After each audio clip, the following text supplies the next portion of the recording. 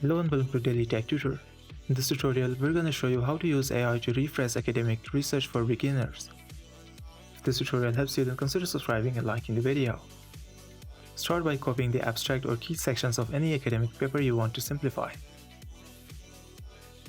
Open ChatGPT and paste the text.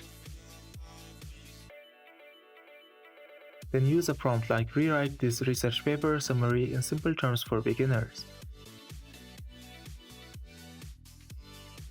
ChatGPT will turn the complex language into an easy-to-understand explanation. You can also ask the AI to create bullet points of the main findings, or even ask, "Explain this like I'm a student learning it for the first time."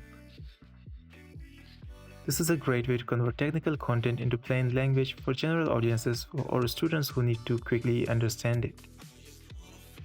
For better clarity, you can break the paper into smaller sections and let ChatGPT explain each part, such as the introduction, methods, and results.